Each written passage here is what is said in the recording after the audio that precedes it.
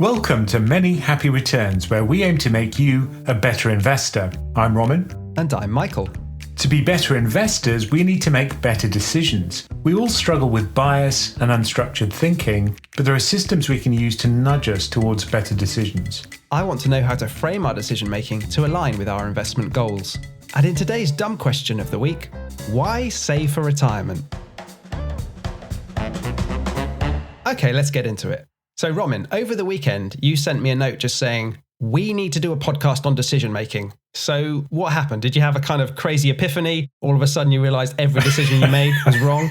No, I just realized that it's something so important, but it's something I don't think we've talked about a lot in the past. And I was listening to the Rational Reminder podcast with Ben Felix, and this is one of the topics they did. And they really respect this guy called Ralph Keeney, who I'd never heard of. So it made me kind of dig into it. And I just thought, oh, this would be great. So is this around how to actually think about decisions and frame them in your mind? Yeah, and structuring them. And some really incredibly simple things, which I think clarify the process and ensure that you get better outcomes. So who's this Ralph Keeney bloke you mentioned? Well, he is an academic and he comes from quite a technical background. So a lot of what he does, I suspect, is quite mathsy, but he's just so good at explaining it and in a very simple way without any math at all. Okay, so what's the basic process he talks about when you're approaching an important decision? Well, he breaks it up into two steps or two kind of processes. One of those he calls the front end and the other's the back end, which seems a bit weird on the face of it. So much in life can be divided between the front end and the back end, especially when you have a baby.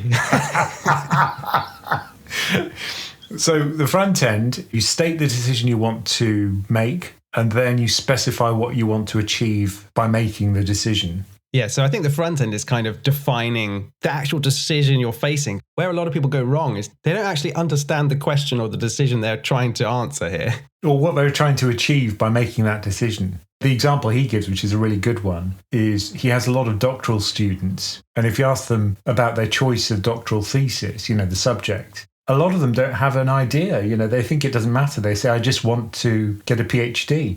So, that's a stupid thing to do. But that's what they want, right? They want the PhD. Of course they do. But his key point is the choice of subject for your PhD can hugely influence the outcomes.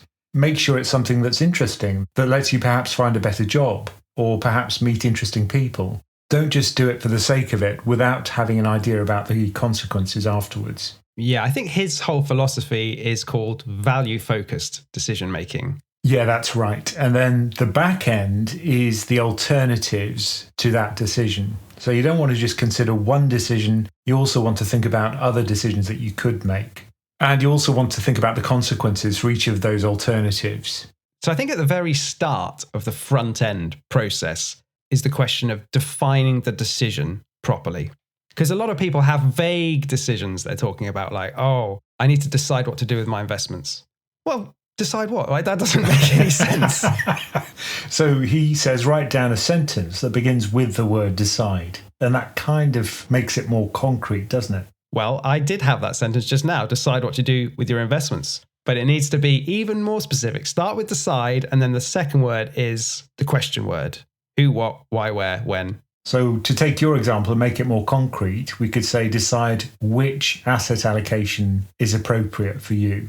So how much is in stocks, how much is in bonds, how much in commodities, how much in alternatives. And that's something concrete which structures the rest of the process. Yeah, that's right. And the next part of the process is to identify your values, is what he talks about. Rather than jumping to objectives, let's think about our values first. So let's say your decision is, shall I retire?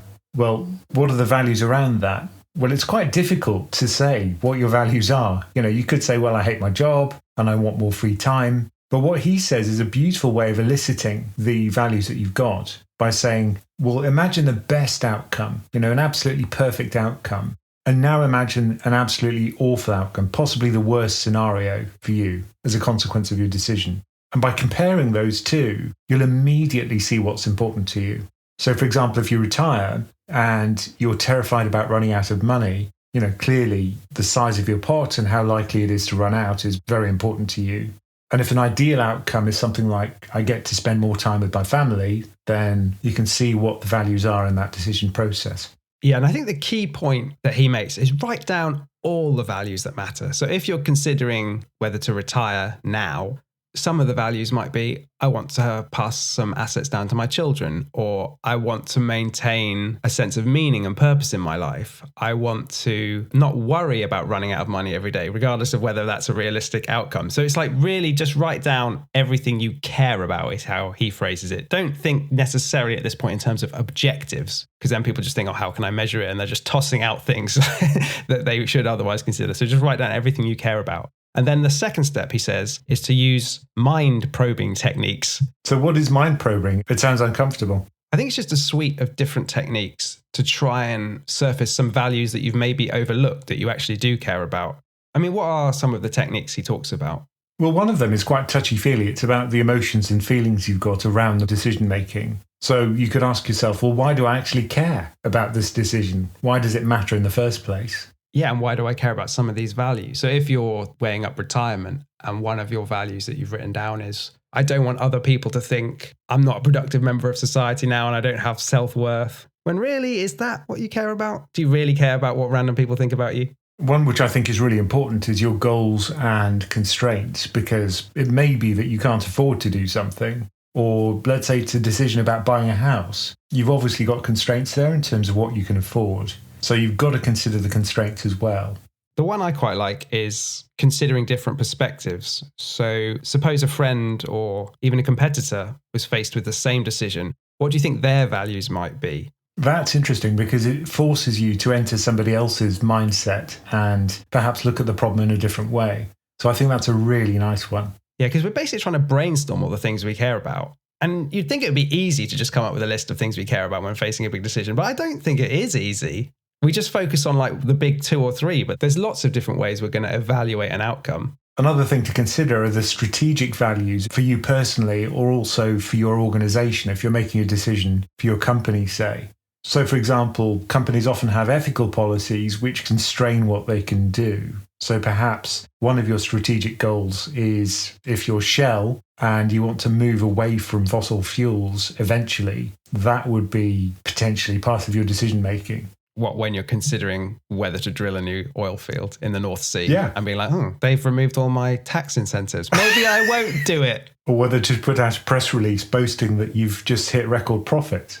And maybe the final one, which I think is a good way of thinking about your values before you even come to make the decision, is imagine in the future you've made this decision, you're living with the consequences. What might be the biggest disappointment or regret at the outcome you'd feel? And that might give you a clue as to what you actually care about.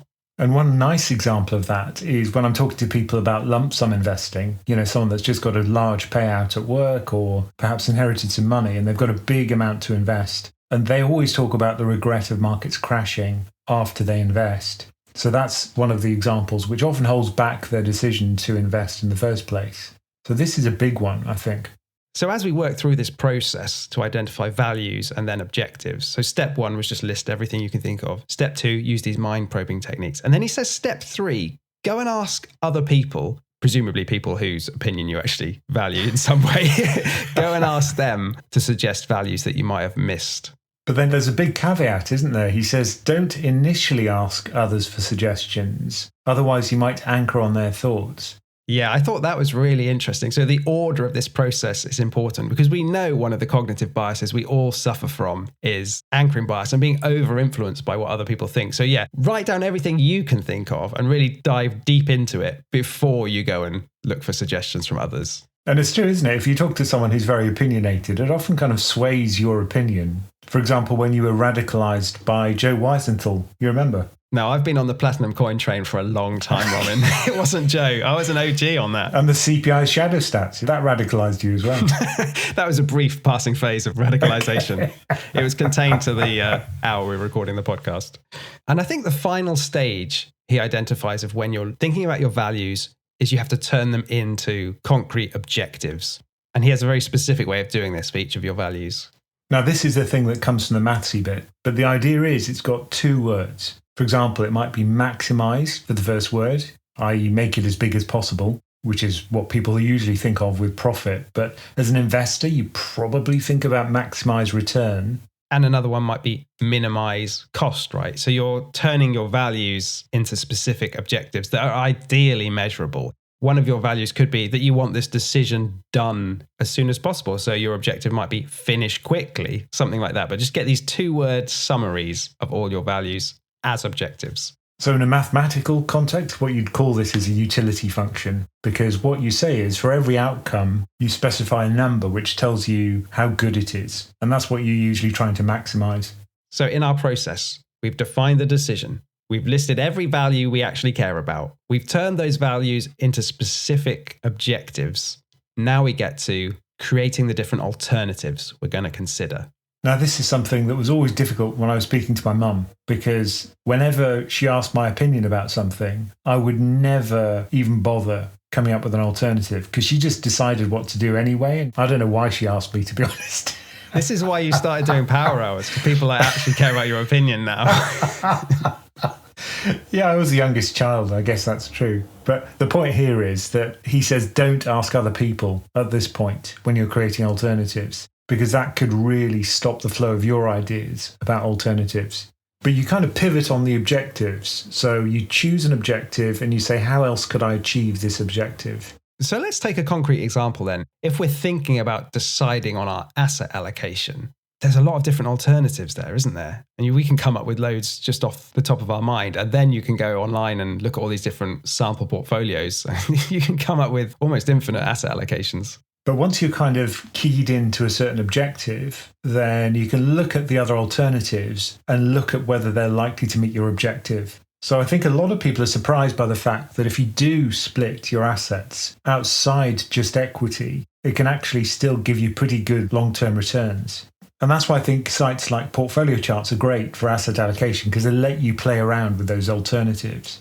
So let's say we have all these different alternatives when it comes to asset allocation. We've got the golden butterfly, we've got the permanent portfolio, we've got 100% stocks, we've got scared to get 100% bonds, we've got all of these different things. Then let's look back at our values that we stated. Let's make up a few. Let's maybe say our values are maximize return, minimize cost, minimize drawdowns, understand how each component works. What else might we have? So let's say that you've got a certain pot that you need to reach by a certain date. That's an important constraint. Yeah. So we've got all these different objectives we had. Now we've got all these alternatives. How are you going about weighing them up and making the decision? That's what we're here to do, right? Is to pick one.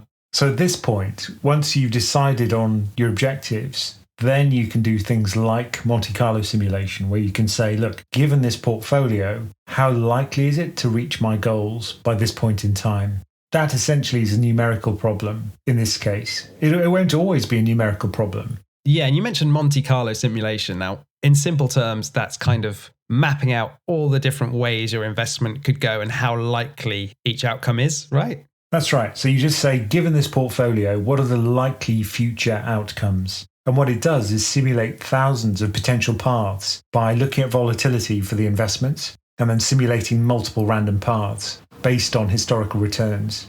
And then you can see in what percentage of those paths, future paths, does your objective get met. Yeah, all your different objectives, whatever they might be. Yeah.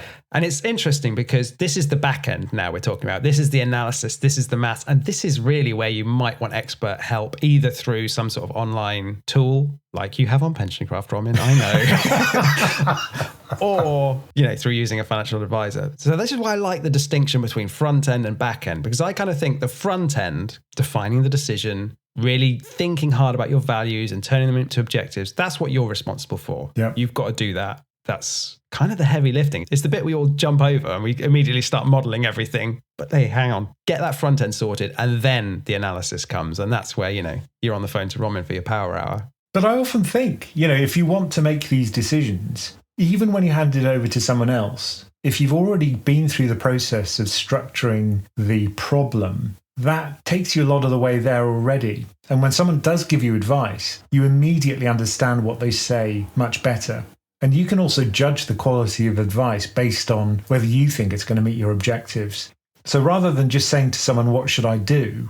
You structure the problem and then they kind of slot into the process in a very clear way. I think that's exactly right, because otherwise it's the cart leading the horse, isn't it? if you're just getting all this different maths thrown at you saying these are the maximum drawdowns, this is the return on average, but it could all go wrong in this way. Like, you don't know what you're actually trying to achieve. So it's getting it done in the right order. And I think when we do all this modeling, or we get someone to do it for us, and it comes back, so let's say we've got 15 different alternatives we're discussing around asset allocation. Immediately when the numbers come back, we can probably rule out, let's say 10 of those alternatives by saying, no, these are just not going to meet my goals most of the time. Let's not even go any further with them. And I think even if you get that far, you've done much better than most people. And if you've got it down to like choosing between 5 pretty good alternatives, right? Yeah, I think ruling out the no-hopers is really a huge step forwards. And another point, I think, which probably counts against my business, but people often tell me that the most valuable part of speaking to me during one of these power hours is structuring their thoughts beforehand and writing down their questions, which is kind of playing to this idea of structuring the process being the most valuable part of it. Yeah, that's definitely what I took away from the Rational Reminder podcast, which you urgently made me listen to. And just stepping back a minute, what I think, based on no real science here, so I'm just taking a flyer, is that there are broadly 2 kinds of people when it comes to decision making. There are people who like to take their time and are maybe prone to overthinking. And I've heard this called analysis paralysis, where your decision making can become paralyzed and you're just considering all these different options. You're taking too long to make a decision. And to be honest, this is kind of what I'm prone to. I'm prone to overthinking. And then at the other end of the spectrum, you have people that are summed up by the phrase extinct by instinct. Have you seen this? Where we we act too quickly, and it's the Darwin Awards, right? You go and make a silly decision because you haven't taken your time. And somewhere in between those two lies the correct way to approach important decisions. Extinct by instinct. I like that. But that's so true. I mean, I speak to people all the time, obviously. It's very clear. I mean, people often say to me, I suffer from analysis paralysis. I mean, I can talk about that one a bit more because that's how I see myself, right? It's interesting to know which group you might fall into. And I think I'm definitely that one.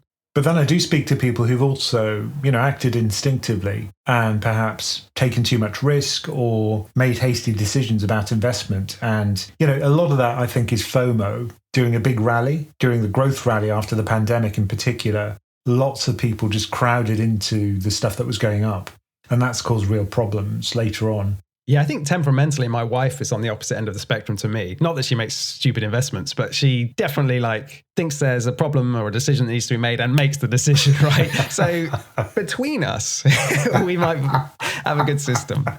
But I think if you have the analysis paralysis kind of condition, then there are certain strategies that I've found useful for me.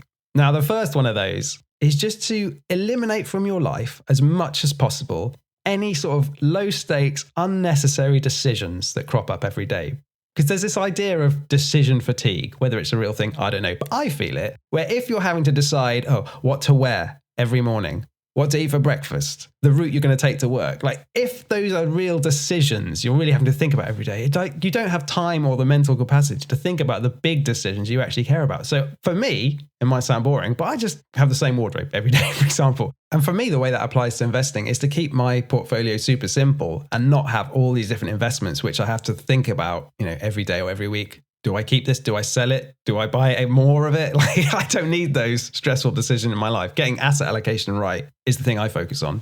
And that probably does most of the heavy lifting. If you've got the right asset allocation, it's the most important thing. And the second way I kind of fight analysis paralysis is to try and give myself a bit of leeway to think in experiments. And what do I mean by that? I mean, to get over overthinking, if I want to try something, I'll find a way to do it in a small, contained way and just go for it and see what happens, right? As long as it's not going to poison the things I really care about, let's give it a go. So having a fun portfolio, for example, so you can try stuff out. Yeah, exactly. Or if you're going to get into crypto, you just do it in a small amount and don't go crazy with it. And also, if you're in a job and you've always had a desire to start a business, but it's a big leap to quit your job and to do it, maybe just find a way of doing a little bit on the side and seeing if you actually like it, if you get any traction. It's just an experiment. That's how I always phrase it to myself.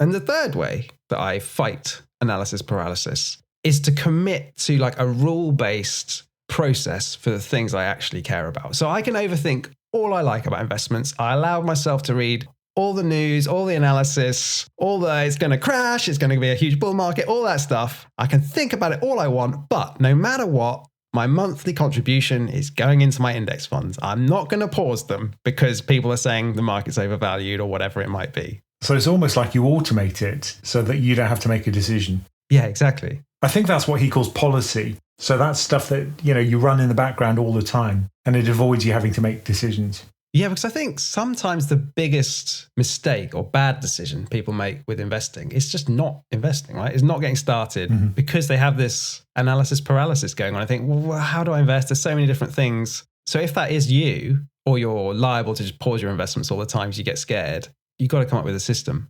Or you have to have it absolutely perfect. I think people don't realize that with asset allocation, 5%, 10% difference here and there won't make a huge difference to your outcome. Yeah, don't let perfect be the enemy of the good. A Voltaire quote. Let's take this up a level. Oh, well done. Can you say it in French? No. But I see people, for example, who've got life strategy 70. Because what they do is they say, well, there wasn't a 70% portfolio, so I bought 60 and 80, 50-50 of both. Well, intentionally. Intentionally, yeah, because they say there wasn't a 70, so I just made my own. Well, that's fine, isn't it? Well, I'm just thinking, it won't make a lot of difference if you go for one or the other, so it doesn't really matter. And there is one other way, I think, of fighting analysis paralysis. And this is really doing it in a mathsy way. So I'm going to let you talk about it, Roman. And this is the 37% rule.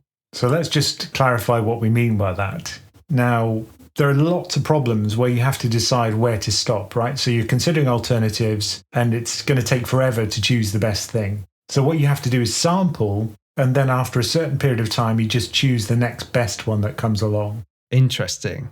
So this isn't just investments, is it? It could be, you're looking for a partner, you're dating, and you can scroll through 1 million people on Tinder. But at some point, you've got to pick one. But mathematicians have tried to solve this problem for a long period of time. They came up with this really nice rule, the 37% rule. Where does the 37% come from? If you are a mathsy person, it's 1 over E, the irrational number. What the hell is that? 1 over E?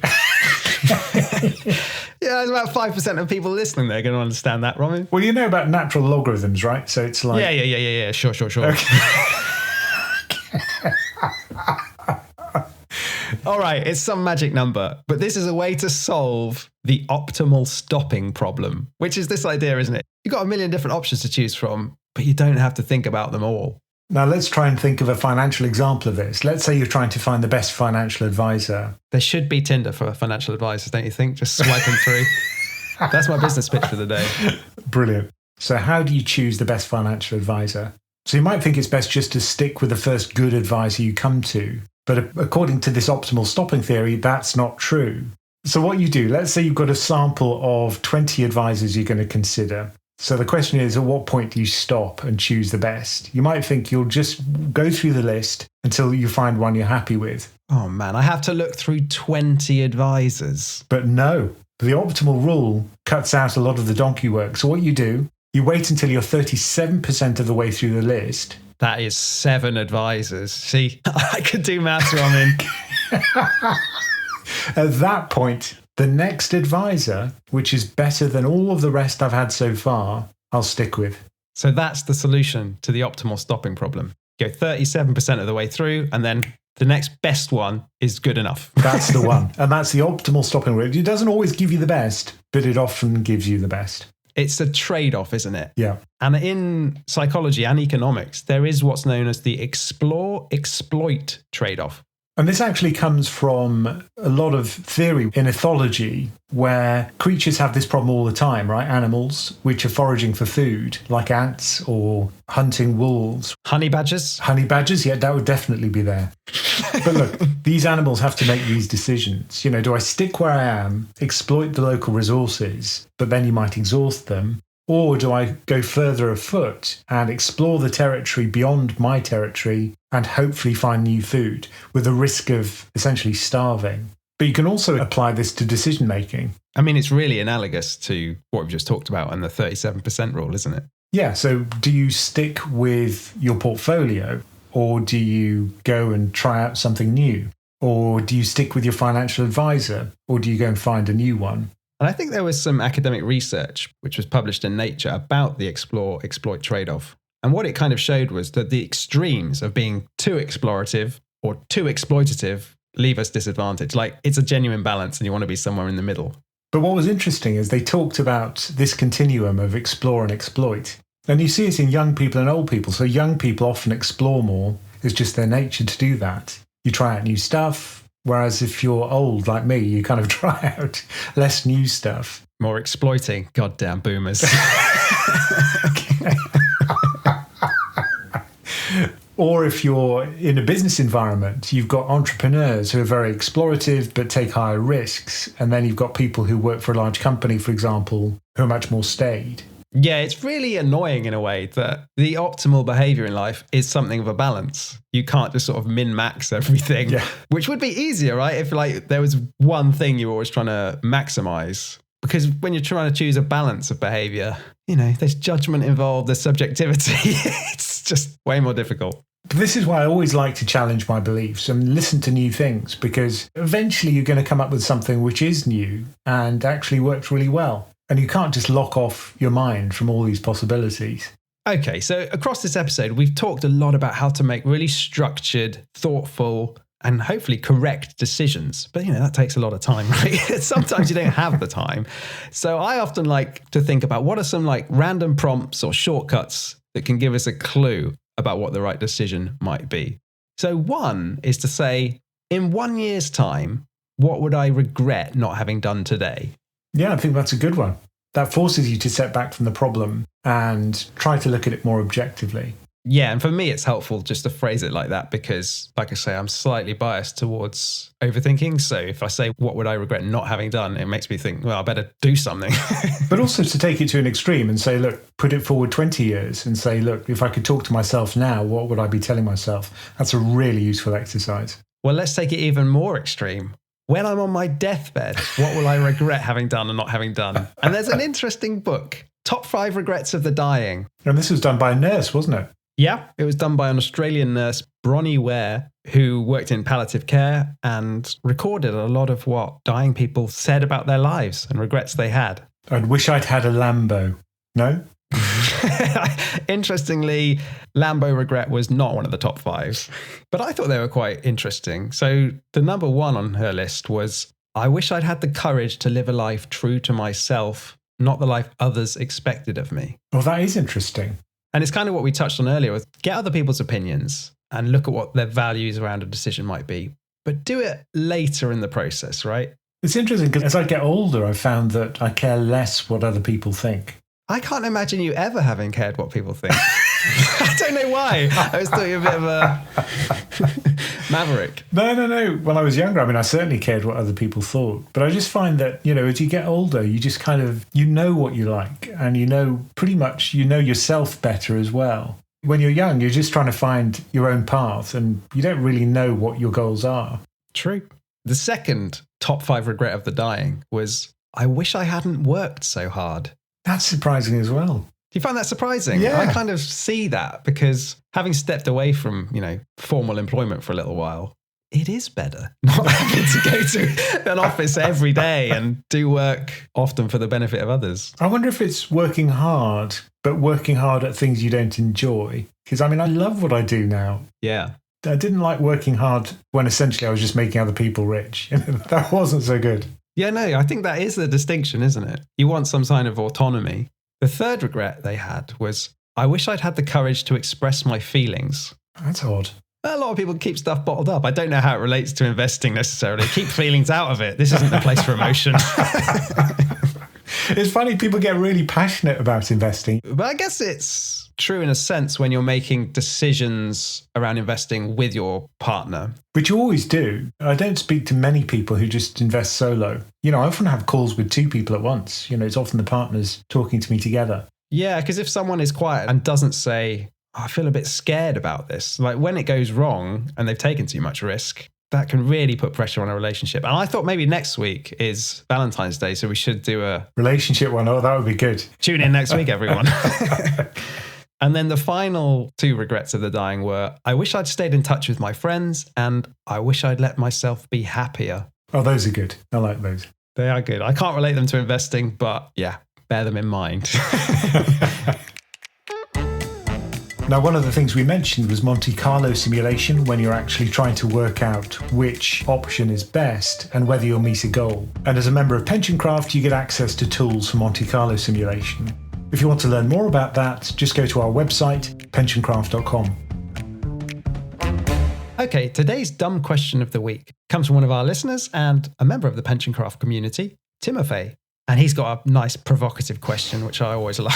So he says, why save for retirement?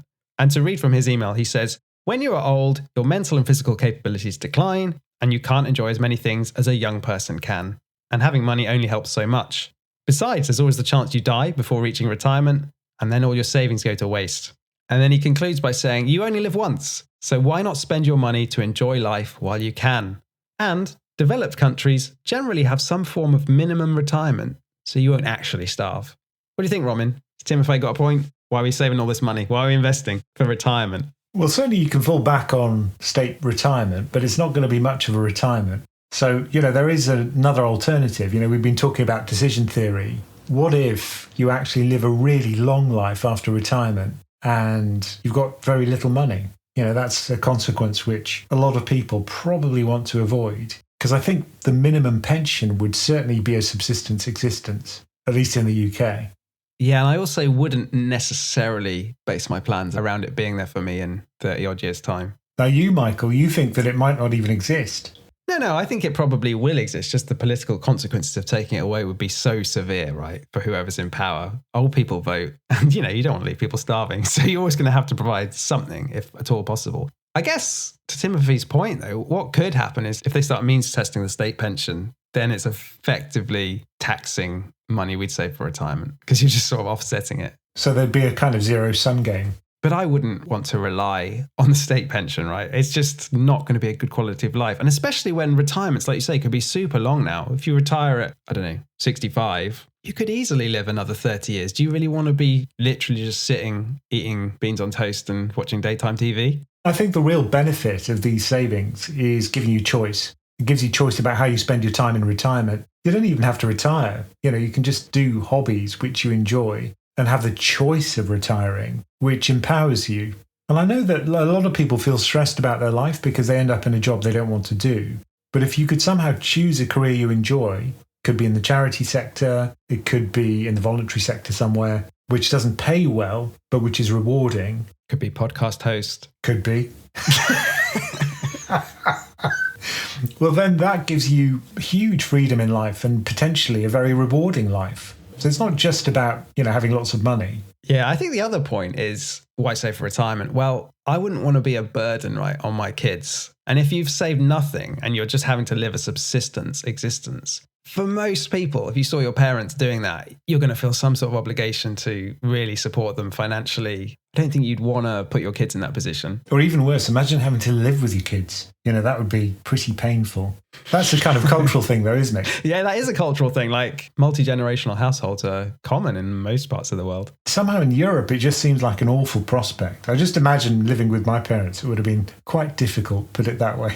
I mean, when I think about this question, I think the fundamental mistake that Timothy is maybe making is in the framing of it to begin with. Why save for retirement? Well, it doesn't have to be for retirement. You said, it gives you optionality and it can enable you at some point in your life to launch your own business if you want, because you've got a bit of savings to rely on, to support your kids if they need to buy a house at some point, to travel the world, whatever it might be. It's not just saving up excitement for your old age. And bad things happen. You could get ill and require care, and this will at least allow you to pay for that.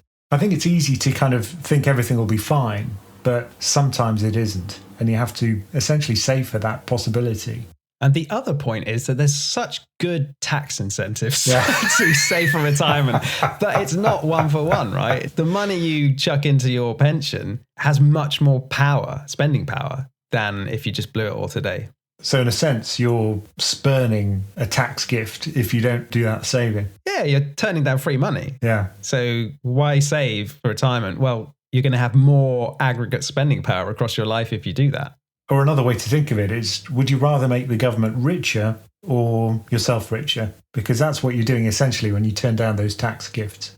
And I think this whole question really comes back to something we talked about earlier. which is balance. This is what's hard about life. Yeah, you could say, I'm not going to save for retirement. I'm going to blow all my cash now. I'll have a great time while I'm young and I'll live a terrible life when I'm old. But you're probably, as an average across your life, not going to live the best life by doing that. It's balance, and that's what's hard. If you go to these min-max extremes, like save too much and regret it when you're old that you didn't live properly when you were young, you're going to not have a great time. And if you don't save anything, you're going to have a bad time. So it's, trying to find the right balance. Hard stuff. I like it. You turned it into a decision theory problem.